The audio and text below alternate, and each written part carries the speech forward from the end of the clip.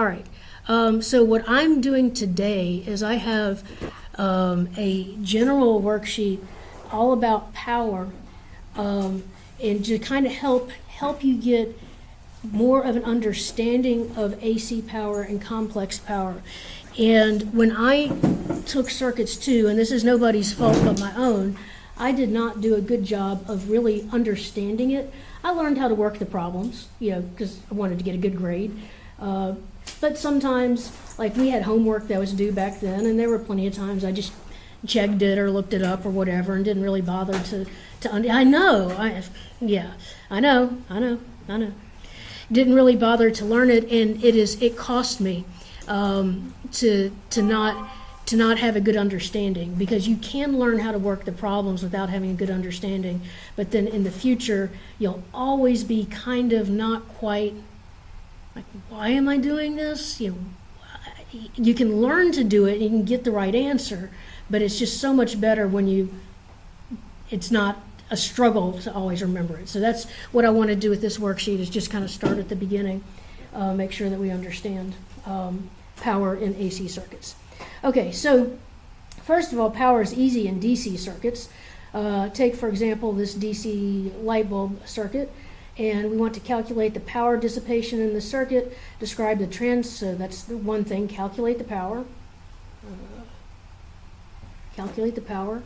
To describe the transfer of energy from source to load. Where does the energy come from, and where does it go? So what I would like, this is a very easy question from Circuits 1 or high school physics, if you did electricity and magnetism in high school physics. So I'd like y'all just to talk to each other, figure it out. I'm going to pause the recording for a second, and when you have the answer, we'll talk about it. Okay, so let's talk about that. So y'all said the easiest way to do this is P equals IV. And so current 2.4 amps and voltage 110 volts. And that is 264. And what's the units of power? Watts. And a watt is a what? What is a watt?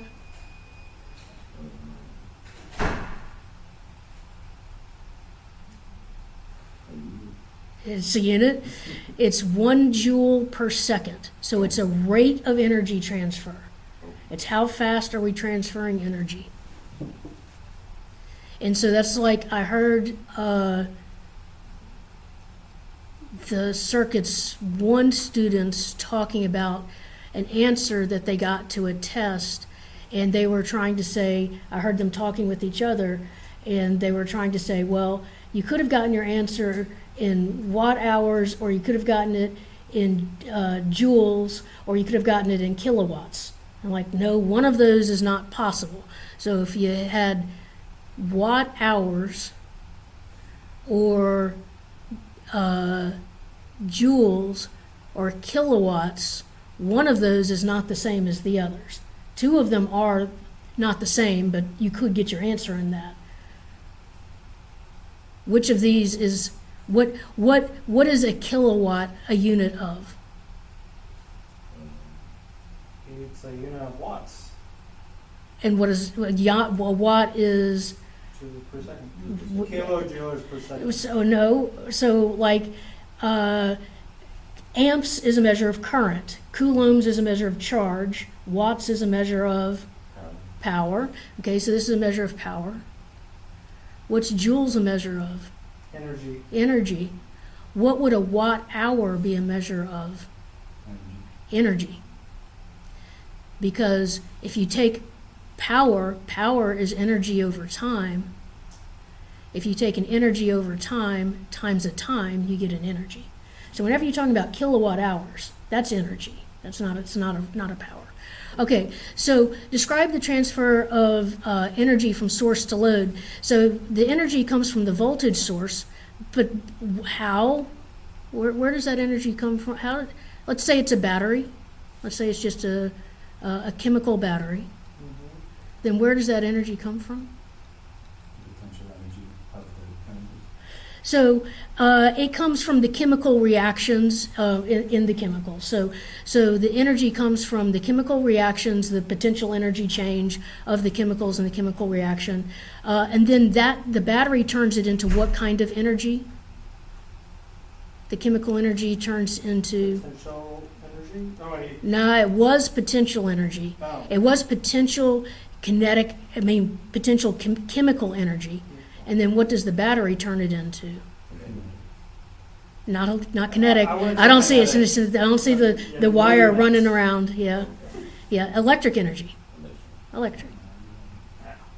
That's very straightforward. That's very straightforward.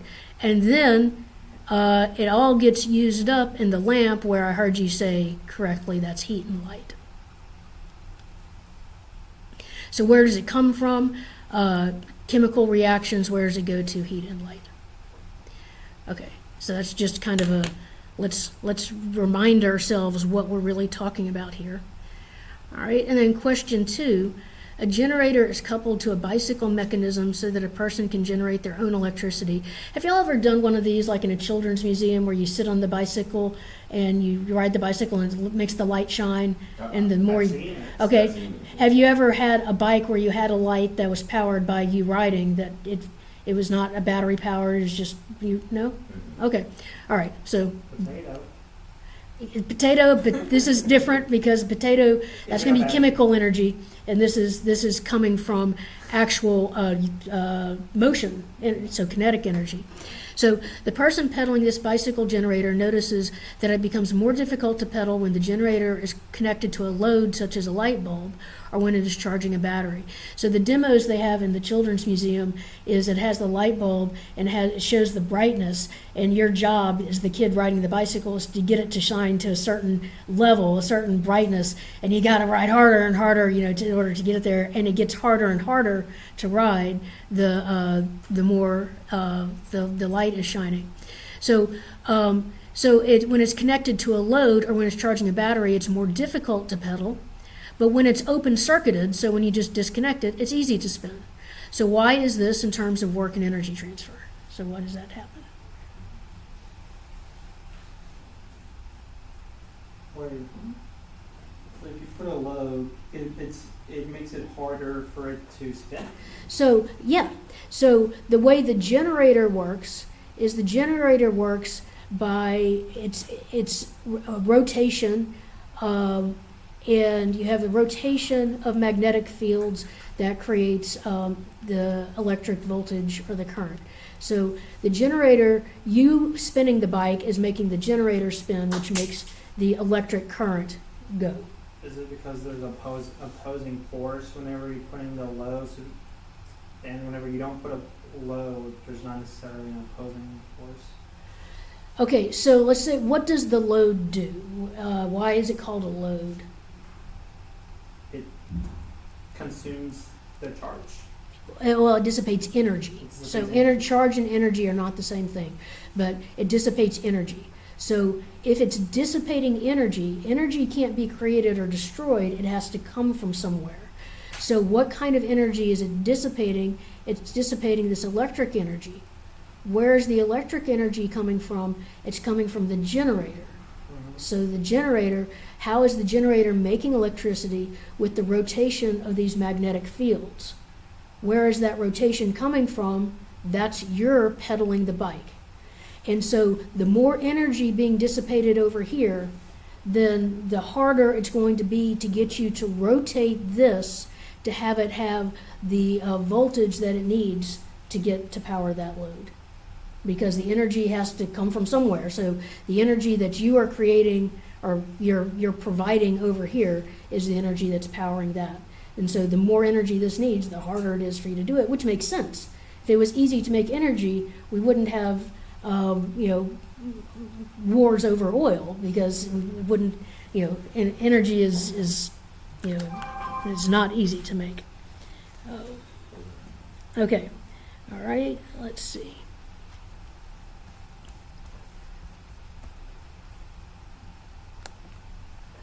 All right, so now let's look at these curves.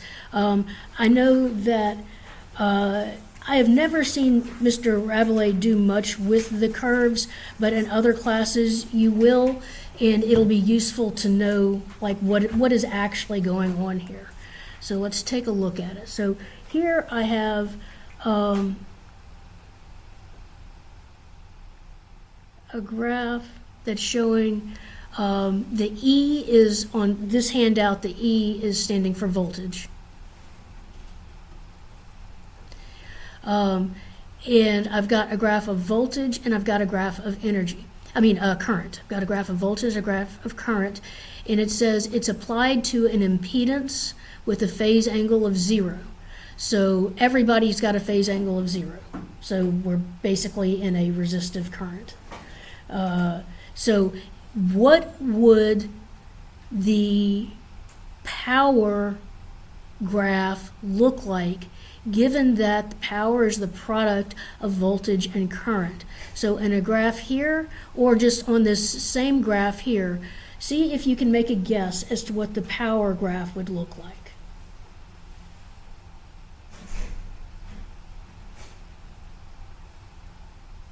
And the units are not going to be the same because voltage is in volts and current is in amps and power is in watts, and so, that's the units are not the same.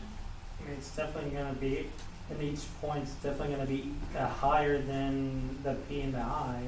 That's for sure. Yeah, if you use like units that make it like that because we're multiplying them. Yeah. Okay, now when the voltage and the current are both 0, what's the power going to be? Also 0. Also 0. What's going to happen here where we get down to the negative? What's the power going to do? It's going to be, it's still going to go up. Because what's a negative times a negative? Positive. Oops. Now, I made it show up as if it was higher, but depending on the units, it might actually be easier to see if we drew it like this. Just again, because we can't possibly have units on the y-axis if we have different values here. So knowing that the number value is bigger, it's kind of a little easier to see the power if I just draw it lower like that. But knowing that the number is the product of the two.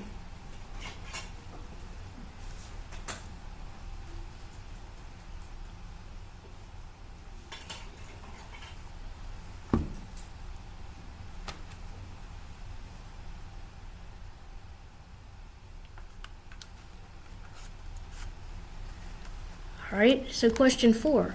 If the power waveform is plotted for a resistive AC circuit, what does that mean, resistive AC circuit?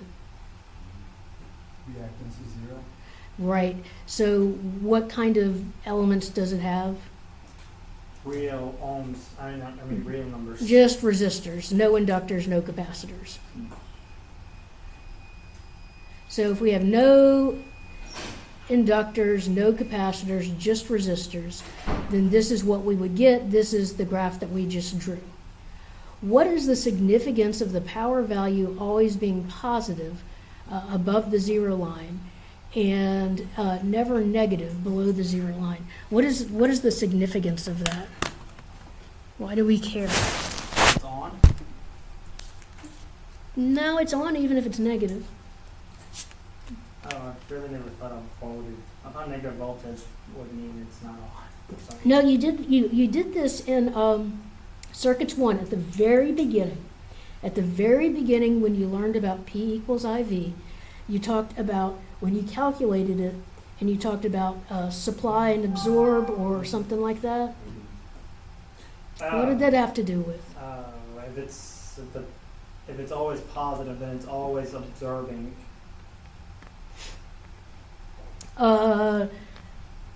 What is always absorbing? The load. The load is always absorbing. So then what is always supplying? The voltage. The source is always supplying. So what this means is that since the power is always positive, the load is always absorbing power, which is what you want. It's the load. And so it is always absorbing power and never giving power back to the source. So So in this case, we would say what it means is energy never returns from the load back to the source.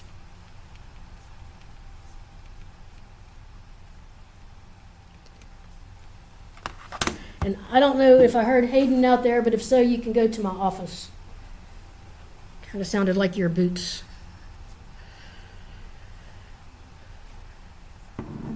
All right.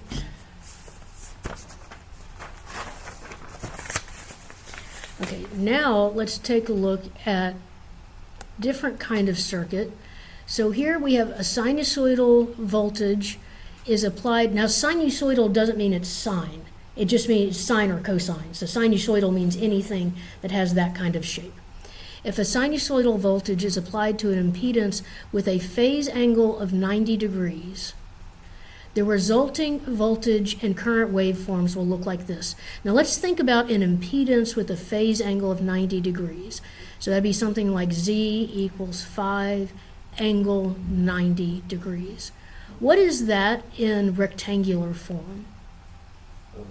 That's just -1. J5. Yeah. Because the 90 degrees tells us that it's on the J-axis, so the vertical axis is the J-axis, and it's a positive 90 degrees, and that's a positive 5, so it's J5. So our impedance is Z equals J5. So what is our resistance? And what is our reactance? And is it inductive or capacitive? Inductance. And why? How do we know it's inductive? Positive. Inductive. Okay, so we know all that. Okay, now let's look at our graph. So E is voltage, and I is current. And in this case, we have that voltage leads current, or similarly, you would say current lags voltage. And that makes sense with Eli the Iceman because we have an inductor, ELI. Voltage leads the current. The voltage hits a certain point in time. The voltage hits its peak before the current hits its peak, so the voltage leads the current.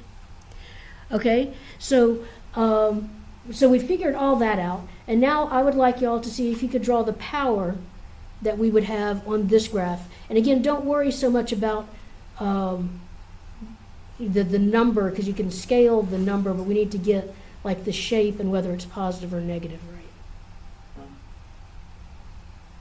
And also I'm curious, by convention, what do people usually say? Would they start with like the voltage, rather it's leading or lagging, or would they usually say current is leading or lagging the voltage? It's a good question, and I don't know the answer to it. I'll see if I see what the convention is. Okay.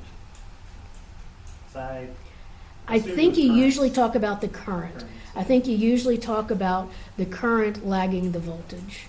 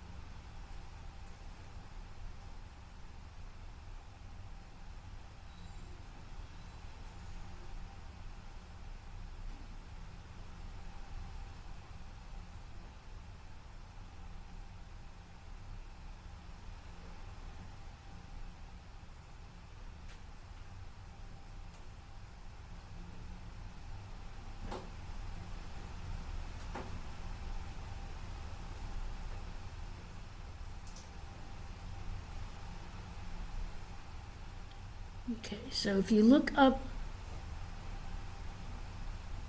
did any of you see me drawing that? And did it was on there, right? Okay, because it's like, okay. I know I just drew it and then it disappeared.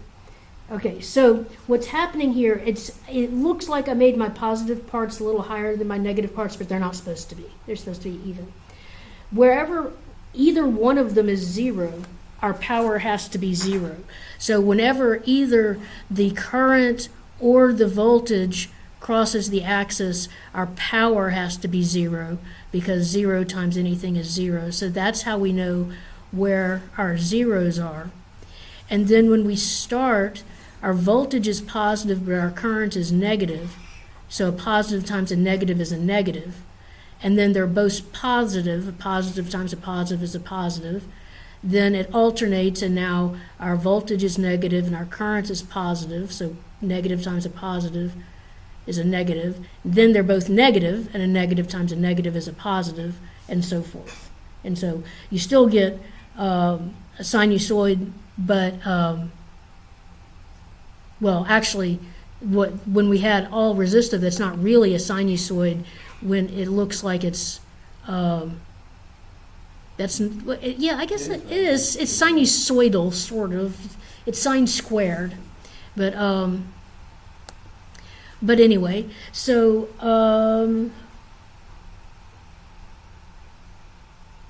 so that's what it looks like. All right.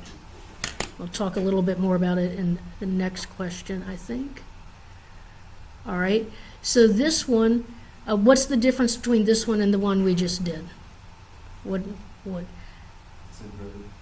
And so what kind of circuit do you think this is? Capacitive. Capacitive. So if you see this one, the current leads the voltage.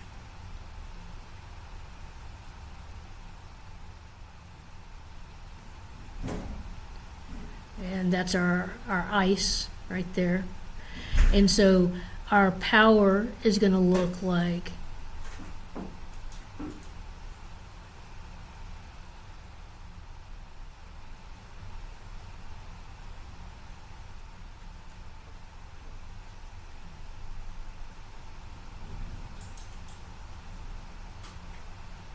it's not the best that I could do, but the same general idea.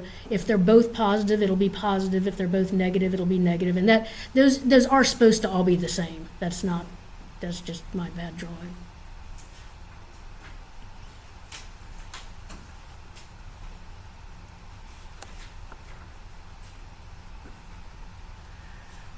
And here is a better drawing than what I could do. So that's what it should look like.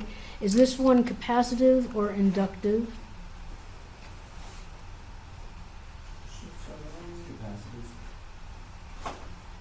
No, it's inductance. It is capacitive. The current leads the voltage. So the I reaches its peak before the E does. So the current, it's ice. The current leads the voltage. So this one is capacitive. So it says a 90-degree phase shift between voltage and current, which is true, but it's just it's not saying which one is. So it could be I equals 5 angle 90 and V equals 2 angle 0. There's a 90-degree shift. It doesn't tell you which is which, and I could have I equals 5 angle 45 degrees and V equals 2 angle negative 45 degrees, and there's still a 90-degree shift. So, but my question is, what is the significance of the power value oscillating equally between positive and negative? And how does this differ from a scenario where there is zero phase shift between voltage and current?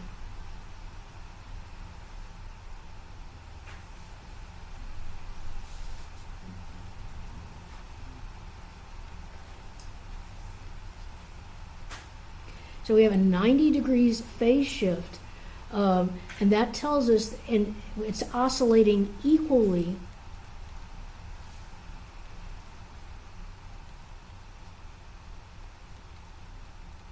between positive and negative.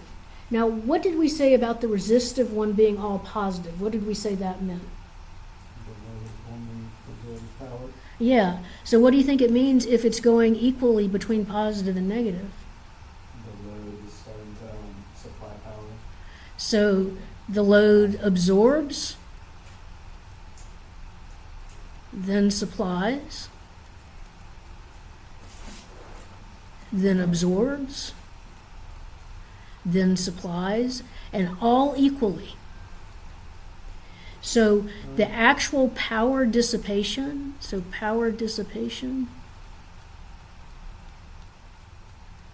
is zero, because it's not, it stores energy, and then it releases energy, and then it stores energy, then it releases energy. So it's not like a resistor. A resistor's only job in life is to dissipate that energy that comes through it. How does an inductor work? Because that's like how a capacitor works.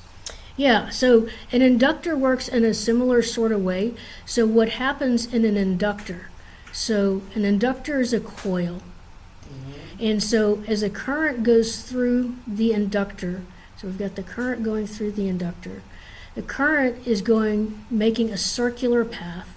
And if you remember a current traveling in a circle creates a magnetic field. In this case, if you use one of the right-hand rules, creates a magnetic field coming out of the page. Now, a magnetic field also will a magnetic field also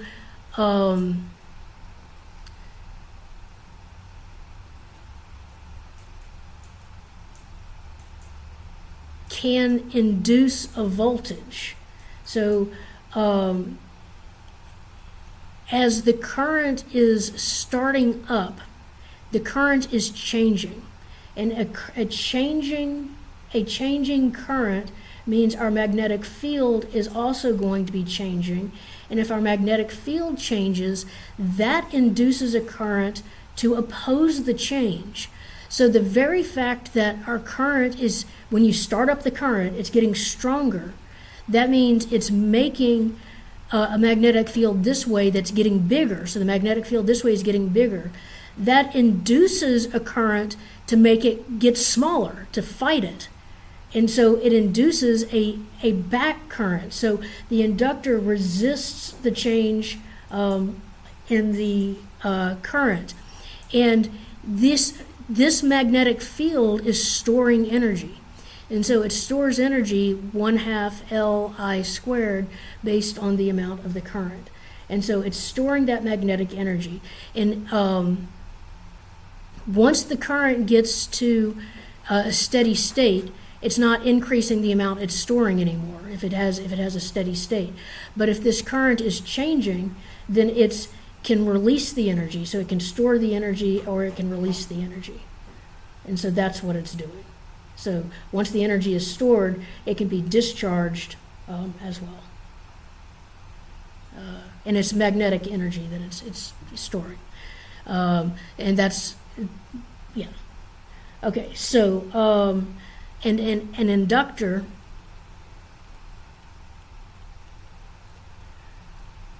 can only store and release energy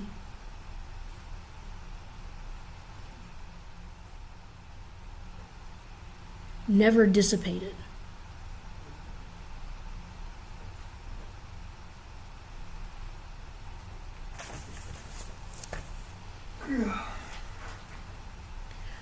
All right.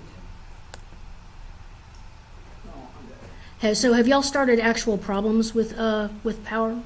No. Okay. So that it's going to start real easy. So if this circuit is built and operated, it will be found that, oh wait, did I skip one?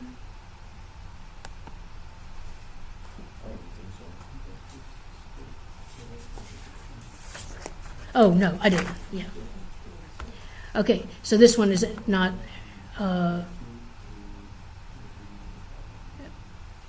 okay. So if this circuit is built and operated, it will be found that the resistor becomes much hotter than the inductor, even though both components drop the same amount of voltage and carry the same amount of current. Okay, so we know that they carry the same amount of current because they're in series.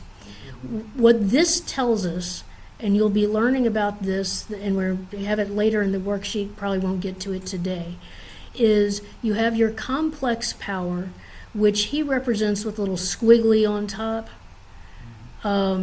Your book represents it as in boldface. So this is complex power. And you also have Q, which is reactive power.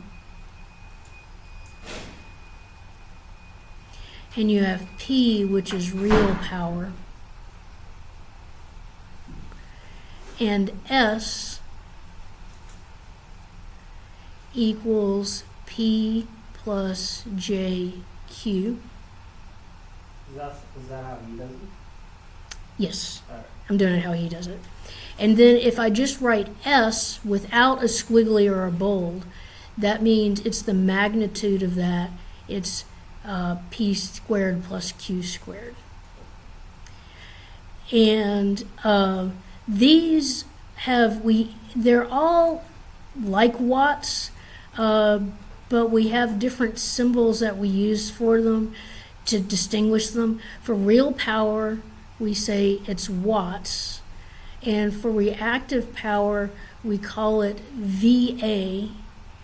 And for complex power, you will be using VAR. I might have these backwards. Don't write these down. Hold on. Let me make sure I get these right. VAR seems like it'd be reactive. That's got to be right. It's got to be complex power is VA. Yeah, that's it. Complex power is VA and reactive power is VAR. That's it. Yeah. And then this picture has VAC just standing. The C is probably just extra for complex, or VAC, V alternating current. So this is S right there. And this is our frequency. So we could, although this problem doesn't ask for it, we could find some stuff out, and actually I think we will find some stuff out. So you have these formulas that you're going to learn. You're going to learn that S equals IV, and that's this S right here. That S right there. So S equals the square root of P squared plus Q squared. Yes, And R times. yes. It also equals I squared Z, and it also equals V squared over Z, where all of these are the magnitudes. So the angle parts are not in these.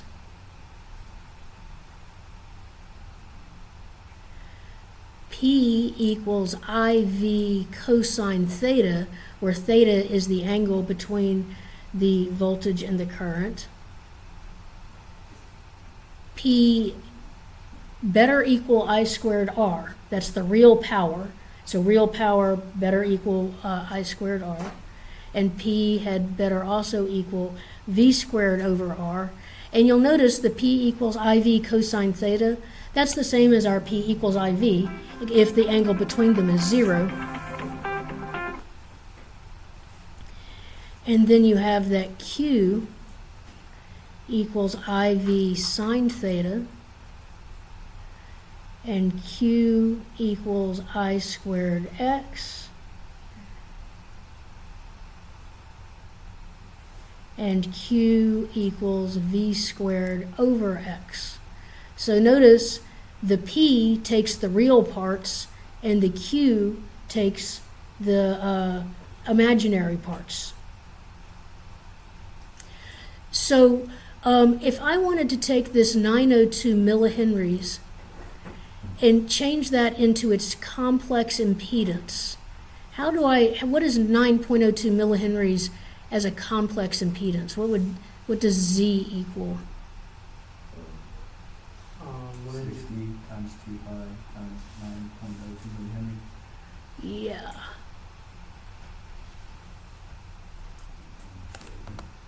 Yeah. So I can't get to my different colors. For the impedance for the inductor, it's under J over. That's capacitance. Oh, it's J times. It's J omega L. Yeah. Yep. And omega is 2 pi F. So omega would be 2 pi times 60, or 120 pi, which is normal AC frequency. And so the impedance of our inductor would be 120 pi times L, which would be 0.00902 times J. Would someone mind getting that for me?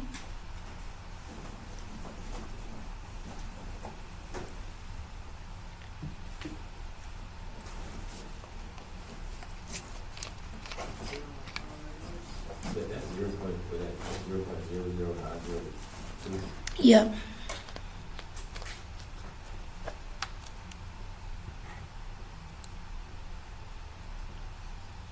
I got 3.40. Okay, J 3.40. Now, that's not surprising because we were told we had the same voltage drop across both of them.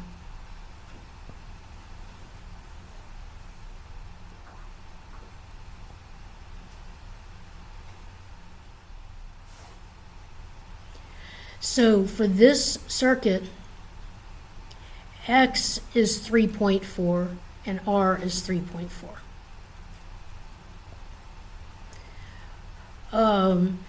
And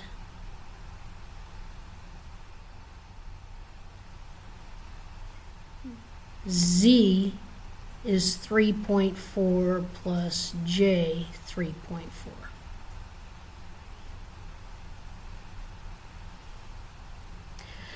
So we could find the current at this point. I'm not going to, but we can see that whatever current we get, Q across the inductor is going to have the same number as P across the resistor.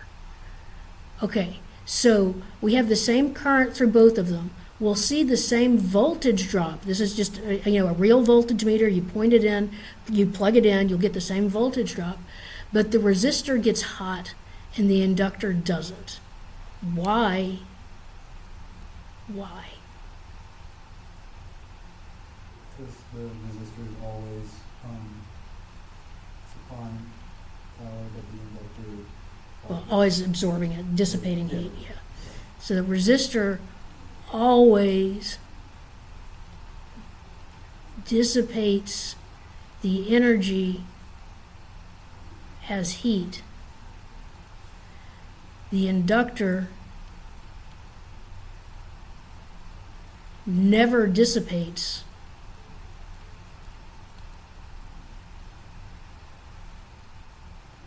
It just stores and releases.